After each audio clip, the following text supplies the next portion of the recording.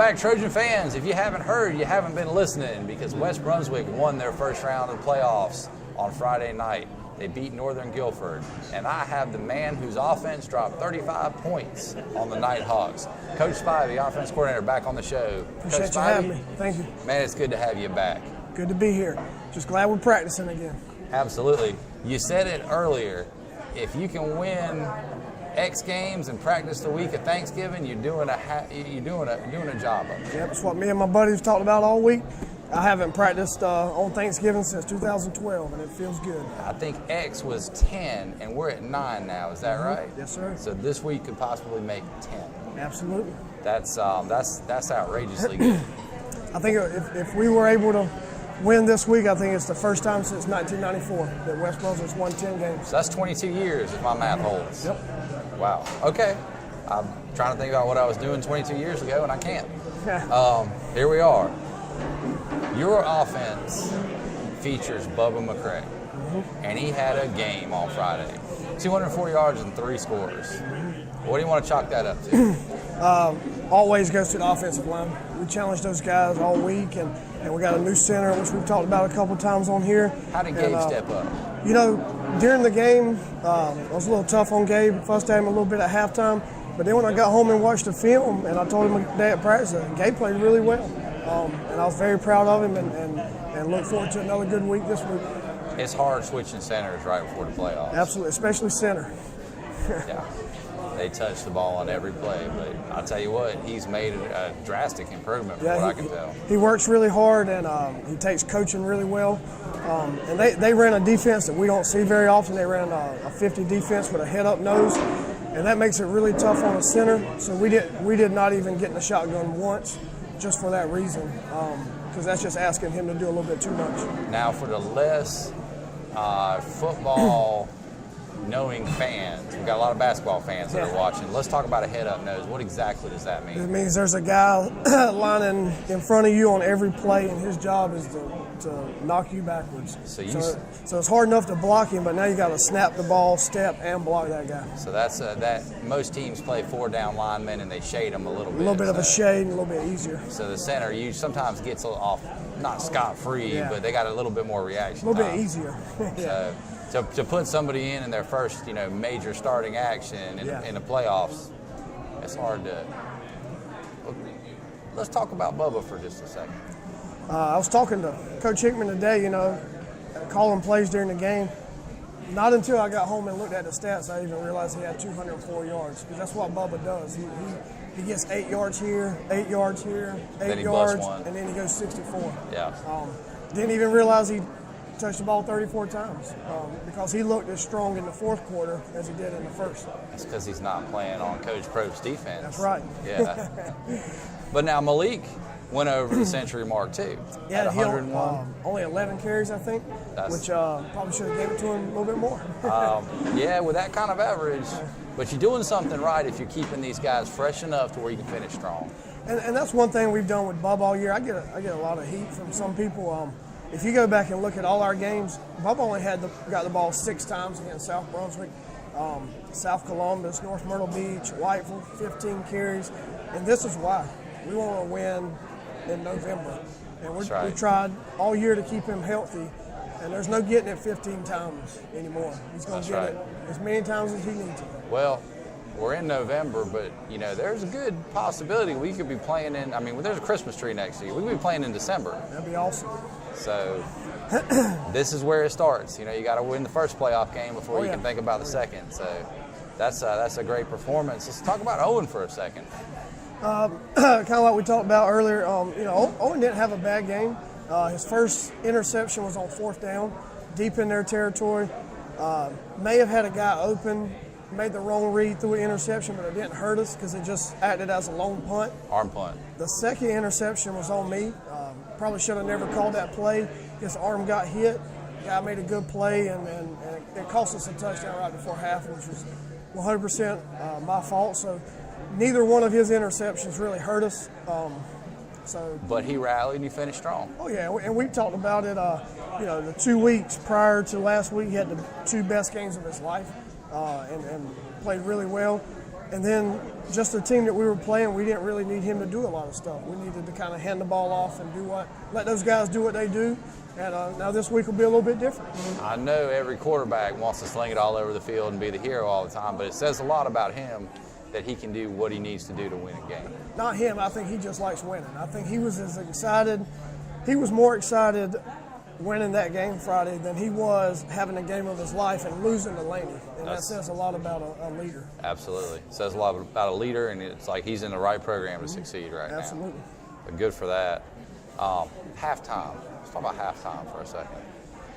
Probably not the best mood going back into that locker room. No, and a little bit had to do with that last play call. And normally we go in at halftime, and we do a really good job. We have iPads set up and TV screens, and Coach Probst takes his guys, and I take my guy, and we're able to look up stuff and work on the board. But this week, we didn't really do that. There was no adjustment to be made, X and O. It was just a little bit about challenging their toughness. And we all got together and talked about us being a family, and those kids worked too hard to perform like they did in the first half. And we talked about if we could just get one stop coming out of half, that the offense promised the defense that we would score every time we got the ball. And they did. Defense goes out, they get a 3 and out, and the offense got the ball 3 times, and they scored 3 times. And one of those drives, I think we had the ball for about 9 minutes. That's how you win football games. And that goes a long way. And in playoff football, when the weather gets cool, the team who can run the football is going to win. And if you have the ball and if your offense hangs on to it, it's kind of harder for them to score, isn't it? Yep. Another thing we did really well this week, I challenged our guys. Our guys play really hard, and they do what they're coached to do. But sometimes when a running back breaks it, it's better to be a cheerleader than to get that cheap holding penalty. And we have been doing that the last 2 weeks. And this week, for the first time in a long time, we didn't have a single holding penalty. Wow. And that was big. And you take away the 2 interceptions that were a little fluky, but no fumbles, which was big. So you got to win the turnover battle, and you can't kill your drives on penalties. Discipline. Yeah, very good discipline. This team's going places, okay? The season might go on for another week, it might not, but I think everybody at some point is going to look back and say the 2016 West Brunswick season was a heck of a season, no matter how far it gets to this point. As offensive coordinator, and you're a young man, you're 30, you ever think about taking that next step to being a head coach? It's something that you always think about.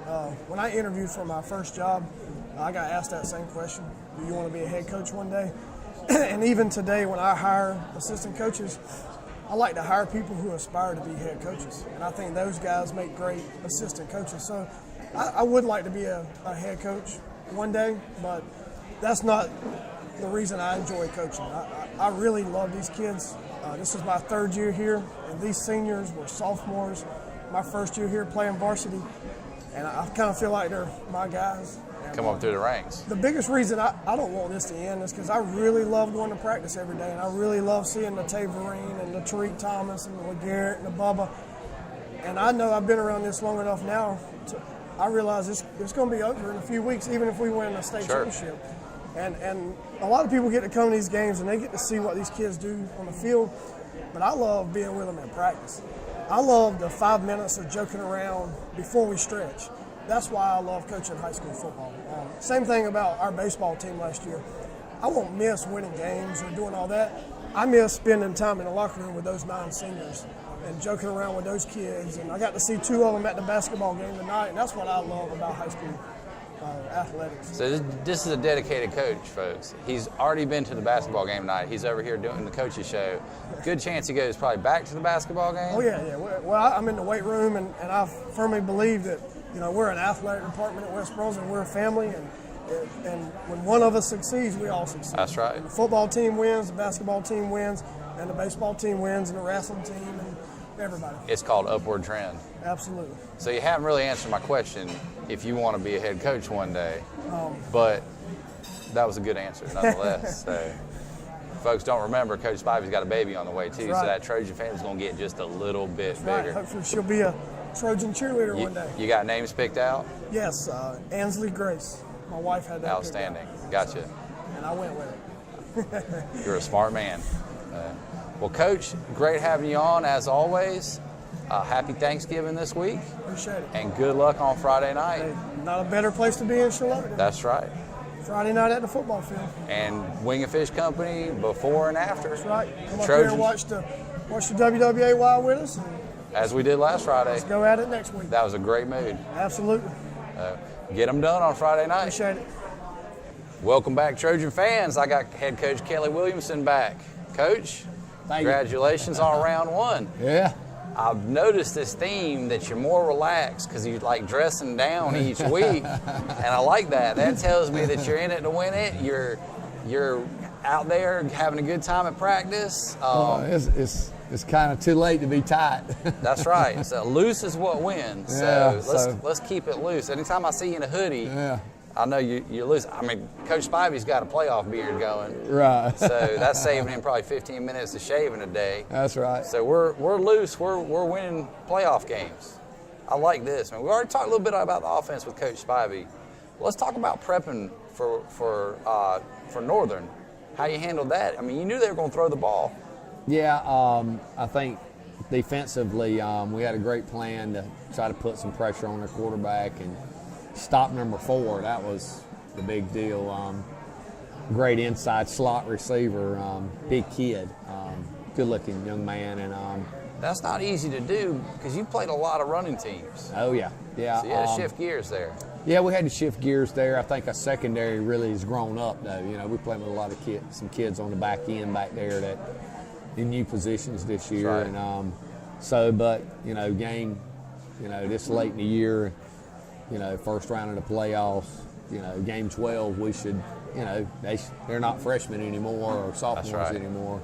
That's kind of the way I look at it. A little battle hardened by this point. Yeah. But you figure you'd get some pressure by rushing the quarterback up front. Oh, yeah. Yeah, I think, you know, I thought our defensive line played well and gave us some pressure. And, you know, we stopped their run, their inside zone and outside zone read, and you know it was so that was key for us. And I mean, Northern's a team with a pedigree now. I mean, they're only been there since 2008, but they've had some talent go through that program. Keenan Allen went there, and we know who Clemson, Alabama recruited him, and he plays for the Chargers now. That's right. Okay, so we're looking at a team that's had some serious talent through there. I think they were a lot better than their record said coming in. Yeah, I mean, you know, the coach told me beforehand, you know, they won 4 state championships in a row there. Yeah, I think it was 3 in a row. They got a total of 4. Yeah. So, and for a school that's only open in 2008, that's getting it done. Yeah.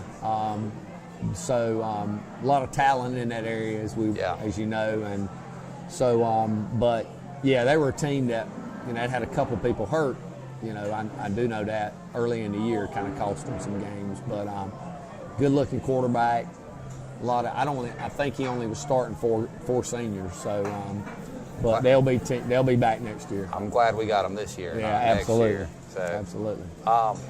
So I can't congratulate you enough on a huge win for this program, because I want to see West Brunswick come through with that kind of pedigree that we can say such and such played here, and they'll be looking hopefully at this run in 2016 as maybe a big turning point. What do you think about that? Well, I think that's what, you know, Chris, that's what we need to do. We need to win some games in the playoffs and get our program on the track that we want it to be, because we want to do this every year. This is that's right. You know, I want to be in the playoffs and making a run every year. That's the goal. You know, win a state championship. I talk about that, and I'm very open about that. I didn't come here to be 3-7 and just get by. So I think we're in the right direction.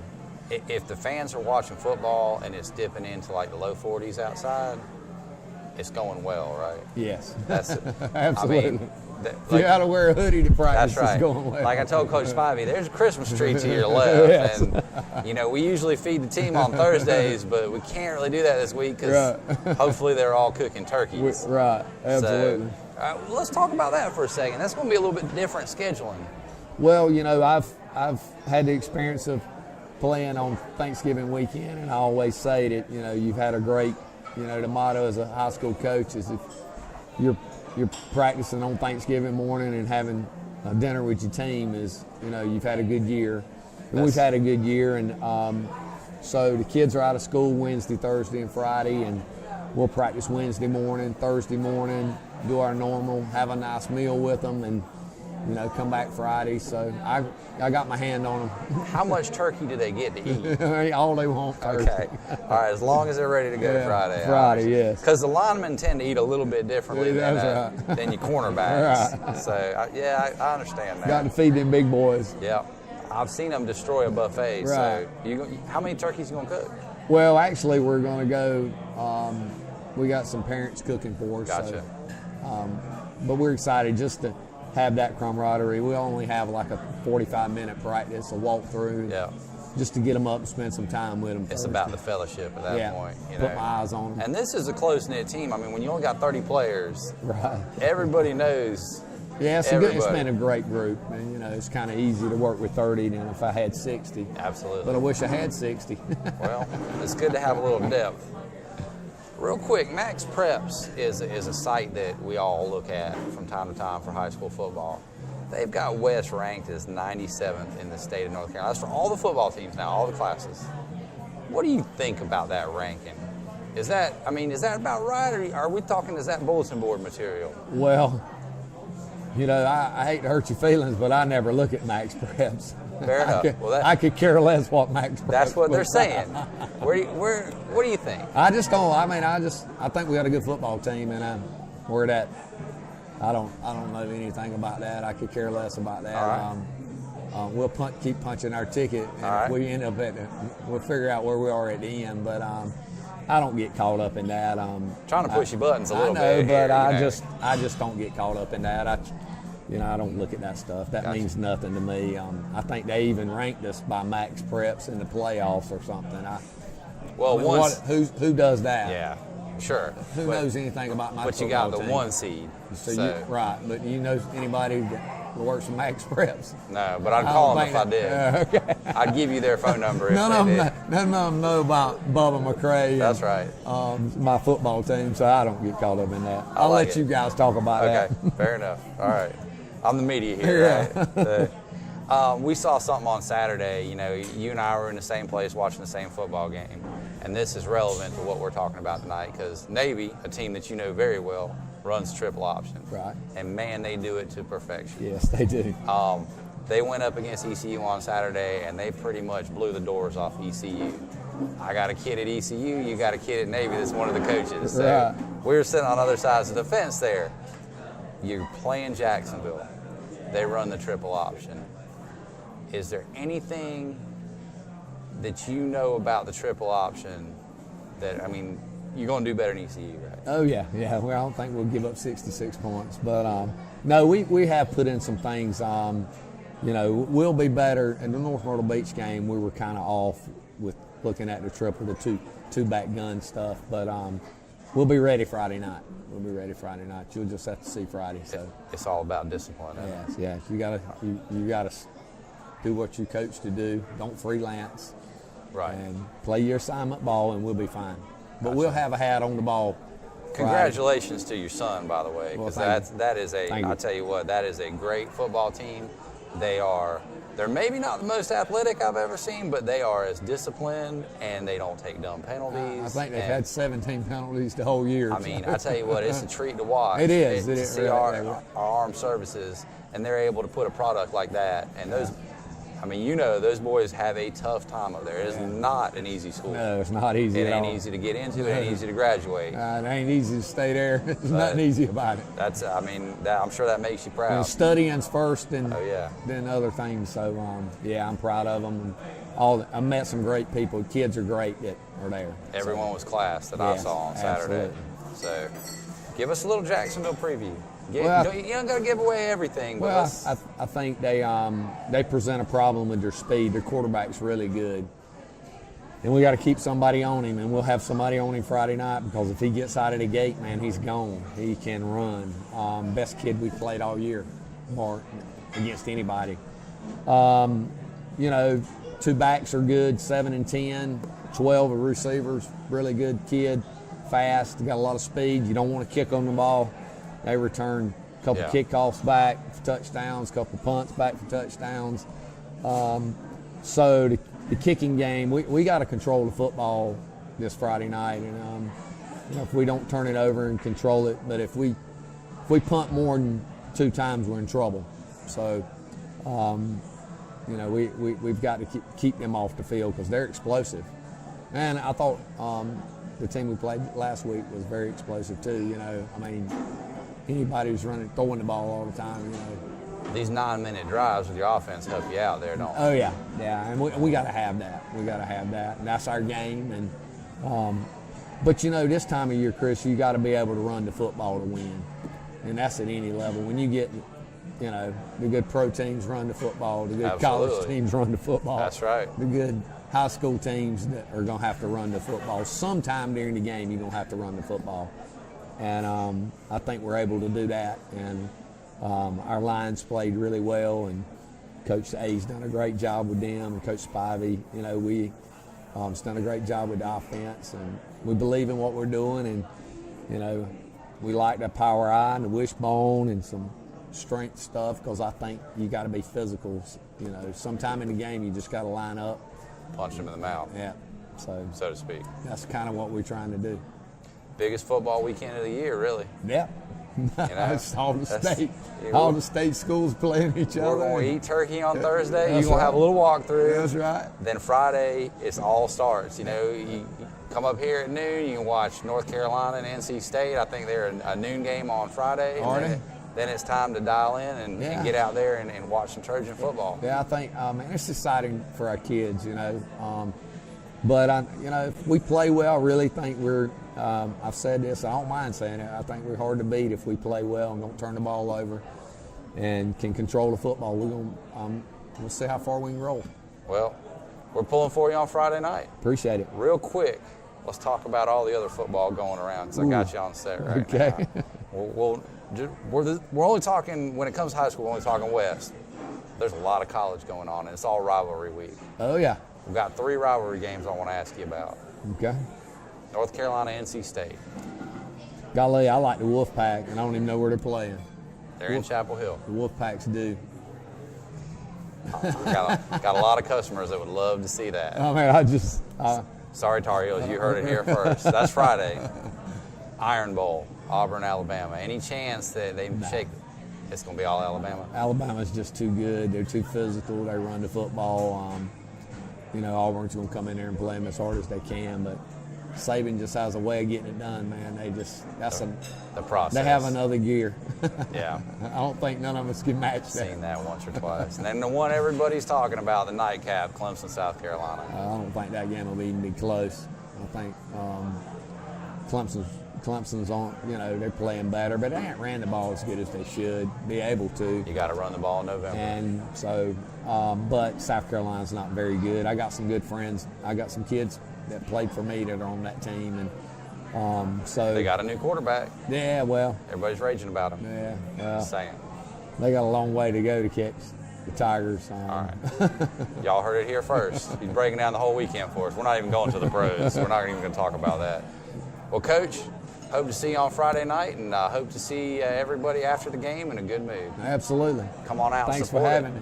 Always good to have you. Appreciate Come on out and support the Trojans Friday night. You know where.